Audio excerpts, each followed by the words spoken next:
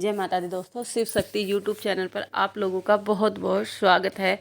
मैं माता रानी से विनती करती हूँ, प्रार्थना करती हूँ आप सभी लोग सुख में होंगे, खुशहाल होंगे। सबसे पहले आप लोगों को छोटी दिवाली की बहुत बहुत बधाई हो। हैप्पी छोटी दिवाली। जैसा कि आप लोग जानते हैं, कल है बड़ी दिवाली और बड़ी दीपावली के दिन आप कर सकते हो अपनी शक्ति को जागृत।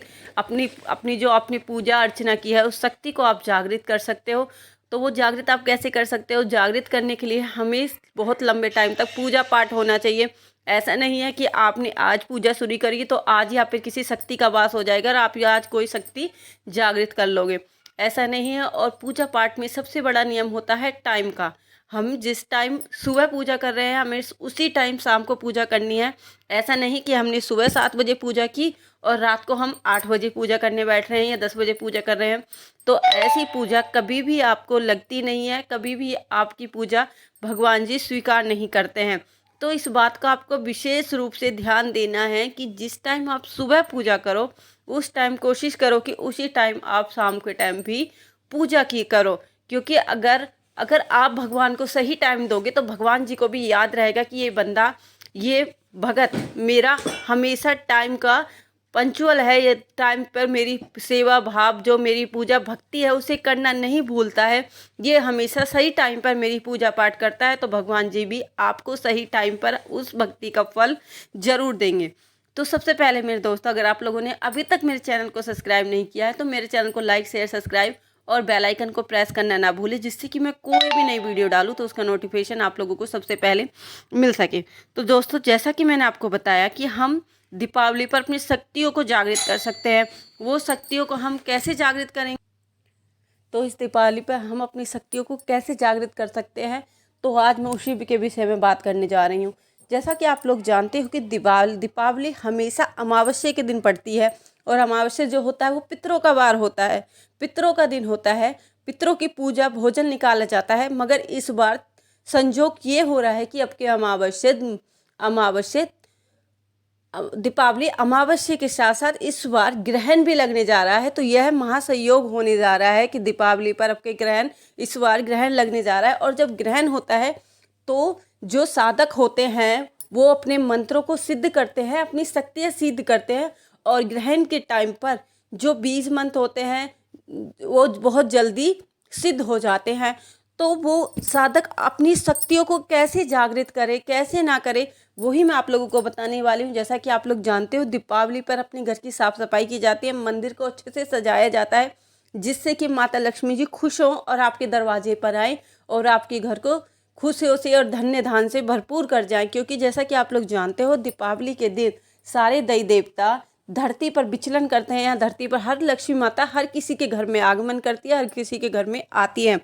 तो दोस्तों, हम अपनी पॉइंट पर आते हैं कि हम अपनी शक्तियों को कैसे जागृत कर सकते हैं। जैसा कि आप लोग जानते हैं दीपावली अमावस्या के दिन पड़ती है और अमावस्या जो है वो पितरों का दिन होता है।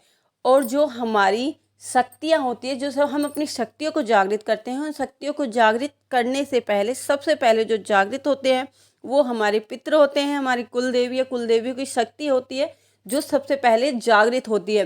तो ये शक्तियाँ आप जागृत कर सकते हो। आप जागृत कैसे कर सकते हो? सबसे पहले आपको नहा धोकर अपने गैस को, चूल्हे को अच्छी तरह से साफ करना है। अगर आप मिट्टी के चूल्हे पे खाना बना रहे तो मिट्टी के चूल्हे को लीप पोत कर अच्छी तरह से स्वच्छ कर लीजिए।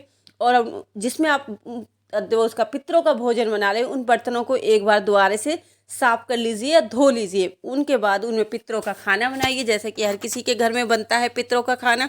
इस दिन हर किसी के घर में मोस्टली खीर बनती है और पूड़ियाँ बनती है और पितरों का भोग दिया जाता है। किसी के घर में अठावरी होती है। अठावरी, हमारे यहाँ अठावरी होती है। अठावरी में आप लोगों को क्या करना होता है? अठावरी में आपको 8 पूड़ियाँ लेनी होती हैं और एक कटोरी में खीर लेनी होती है। और उन पूड़ियों के ऊपर, सबके ऊपर थोड़ी थोड़ी खीर आप लोगों को रखनी होती है। और अग्यारी लेनी होती है। अग्यारी मतलब उपले की अग्यारी लेनी होती है। उपले को आप या तो चूल्हे में जला सकते हो, जब वो पूरा जल जाए और वो रेड हो जाए, लाल हो जाए वो, या आप उसे गैस पर भी धर के चला सकते हो। ऐसे जलाकर आप अपनी जो अमावस्या की पितरों की पूजा है उसको आप कर सकते हो। पितरों की पूजा करके उनका भोग देकर, 11 पर उनका भोग वगैरह देकर, ऐसे करने से पितृ खुश होते हैं और जो आपकी शक्तियाँ हैं वो जागृत होती हैं। और इस दिन आप शक्तियाँ कैसे जागृत करते सकते हो? इस दिन आप दीपावली वाले दिन, जैसा कि आप लोग ग्रहण है, दीपावली वाले दिन ग्रहण के टाइम में सारी मंदिरों के पट बंद हो जाते हैं, तो आप अपने आसन पर बैठकर जिस मंत्र को आप सिद्ध करने वाले हो उस मंत्र का आप लगातार जाप करोगे। आप 101 बार, 100 बार, 50 बार, 51 बार, जितनी बार आपसे हो सके जितनी बार आप उसका जाप करोगे, जितनी बार आप उसका सिमरन करोगे, तो समझ लीजिए आपका वो मंत्र उस दिन सिद्ध हो जाता है। आज के दिन बहुत अच्छा शुभ मुहूर्त बन रहा है कि इस दिन आप अपनी शक्तियों को, अपने मंत्रों को जागृत कर सकते हो।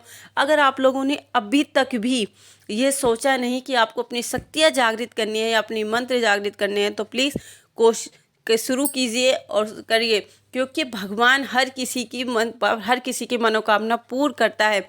तो दोस्तों, आप लोग मैंने जो वीडियो आपको बताई है, जो बातें आपको बताई है, मैं उम्मीद करती हूँ आप लोगों को पसंद आई होंगी और आप भी अपनी पूजा में सही टाइम देंगे, सही टाइम पर भक्ति भाव करेंगे।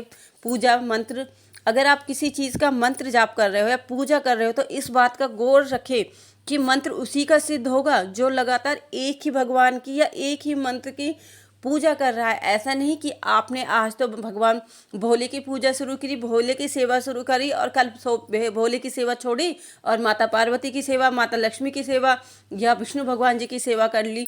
ऐसा नहीं होना चाहिए।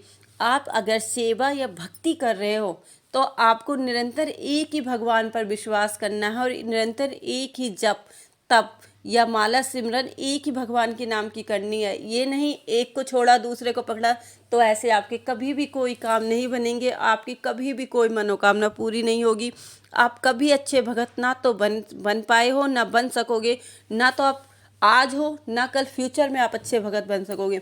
भगत बनने के लिए या साधक बनने के लिए आपको सबसे पहले अपने नियमों पर खुद कायम रहना होगा। खुद ये सोच कर चलना होगा कि मुझे इस भगवान की पूजा करनी है, ये भगवान मुझे दुख दे या सुख दे, मैं सिर्फ इसी का सिमरन करूँगा, इसी के गुण गाऊँगा, तो आपकी सारी मनोकामना भगवान जी जरूर पूर्ण करेंगे।